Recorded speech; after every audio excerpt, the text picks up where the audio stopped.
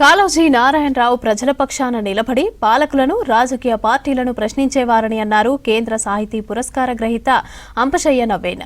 Kaloji Rameshwar Rao traditional గా మాట్లాడితే నారాయణరావు మాటలు రెవల్యూషనరీగా ఉండేవని అన్నారు.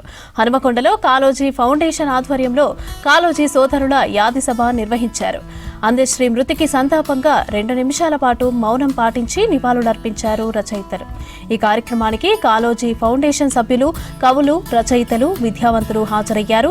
రిటైర్డ్ జడ్జి రాజేందర్ జించో దంపతులు, ప్రముఖ ఉర్దూ కవి అంజనీ కుమార్ గోయల్ కు కాళోజీ సోదరుల స్మారక పురస్కారం 2025 ను అందజేశారు నిర్వాహకులు.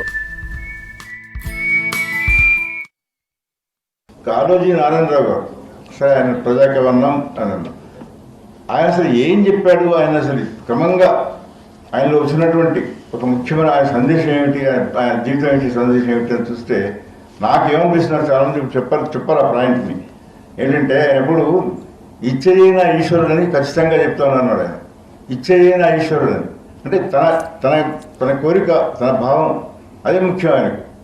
అంటే ఒక ఇండివిజువలిస్టిక్ ఎలిమెంట్ ఆయన చాలా ఎక్కువగా ఉండేది.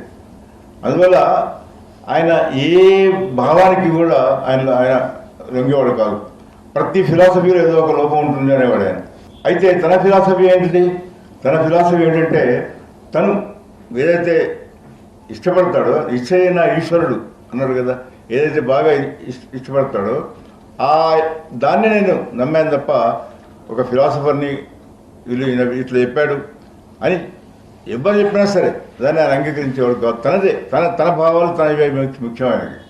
అందువల్ల ఆ ఇండివిజువలిస్టిక్ ఎలిమెంట్ ఆయన ఎక్కువగా ఉండేది. అందుకని ఆయన ఎప్పుడు ఈ పార్టీలెస్ డెమోక్రసీ మీద ఆయన నమ్మకమే, కానీ ఇట్ షుడ్ బి పార్టీలెస్ అనేవాడు.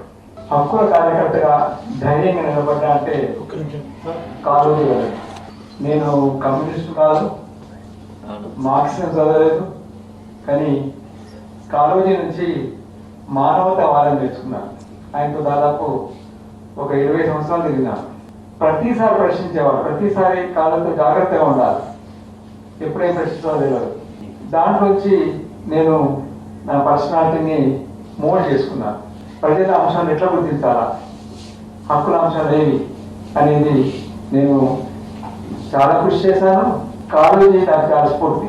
అందుకే చాలా గర్వంగా నేను మొదటి మీటింగ్ వరంగల్ పెద్ద సభలు చెప్పాను, కాళోజీ చెప్పింది నేను ఆచరిస్తున్నాను, నేను ఎక్కడ కాంప్రమైజ్ కాలేదు. ఎంత అంటే తీవ్రమైన సమస్య అంటే నేను చాలా తీవ్రంగా వరంగల్ సమస్య ఉంది, నన్ను పోలీసులు చంపాలని ప్రయత్నం చేస్తున్నారు. నేను కాళోజీ దగ్గరికి అడిగాను, కాళోజీ ఏం చేయాలి, కోసలు లేదు, వరాలు హైదరాబాద్ పోయినాను, వాల్గోపాల్ పోయినా, ఎక్కడైనా ఉన్నాను, పోలీసులు నన్ను వెంటాడుతున్నారు. కాళోజీ చెప్పింది ఏంటంటే చచ్చిపో అన్నాడు. అదే స్వభావం. ఈ అవార్డు ఇచ్చినందుకు నేను ఒక రకంగా, అది కాళోజీ అవార్డు కాబట్టి న్యాచురల్గా కొంత సంతోషంగాను మరికొంత గర్వంగానూ ఉంది. ఎందుకంటే నా మొదటి పుస్తకం హాజరీ అనే పుస్తకం ఉంది, కవిత్వం పుస్తకం. నేను అప్పుడు మ్యాజిస్ట్రేట్గా పనిచేస్తున్నప్పుడు ఆ పుస్తకాన్ని వేశాను. దానికి ముందు మాట రాసింది కాళోజీ గారు. ఒక 2 నిమిషాలు చెప్పక తప్పదు. ఎందుకనంటే ఆ పుస్తకంలో పూట అది రాసింది ఏంటంటే మొత్తం కోర్టు గురించి రాసినటువంటి పోయమ్స్. బహుశా ఏ మ్యాజిస్ట్రేట్ కూడా అంత ధైర్యంగా కోర్టు గురించి అట్లా రాసే అవకాశం ఉందని నేను అనుకోను. అందుకు మినహాయింపు మంగారి రాసింది, చెప్పక తప్పదు కొన్నిసార్లు. ఎందుకనంటే అందులో ఒక్క కేసు చాలు అనే ఒక పోయం ఉంటుంది. ఆ తర్వాత అక్కడ ప్రవేశపెట్టాల్సింది కోర్టును కాదు, మా విట్నెస్ని కాదు, కోర్టుని అని చెప్పేసినటువంటి చరణాలు ఉంటాయి. అవన్నిటికీ సరి అయినటువంటి ముందు మాట రాసేటువంటి పరిస్థితి ఎవరికి ఉంటుంది అనుకున్నప్పుడు కాళోజీ గారు తప్ప ఇంకెవరికి అనిపించలేదు. ఆయనతోనే ముందు మాట రాయించాను. ఆ ముందు మాట రాసిన తర్వాత ఆయన ఫోన్ చేసి, నువ్వు వస్తావా, నేను పంపించనా అన్నారు. వద్దొద్దు, నేనే వచ్చి తీసుకుంటానని వచ్చి ఆయన ఇంటికి వచ్చి నాగిల రామశాస్త్రి గారితో మాట్లాడి ముగ్గురం కలిసి కూర్చొని ఆయన రాసిన స్క్రిప్ట్ని తీసుకొని వెళ్ళాను.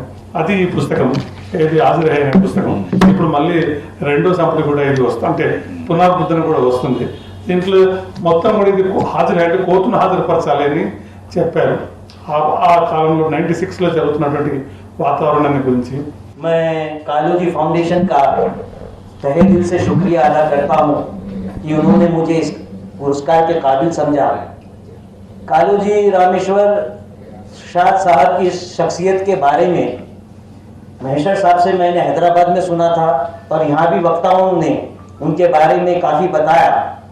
तो ऐसी महान हस्ती के नाम से पुरस्कार मिलना मेरे लिए बहुत ही गौरव की बात है, बहुत सम्मान की बात है। मैं फाउंडेशन के सभी पदाधिकारियों और कार्यकर्ताओं, कार्यदर्शियों को, विद्यार्थी साहब और आप सभी को दिल से शुक्रिया अदा करता हूँ।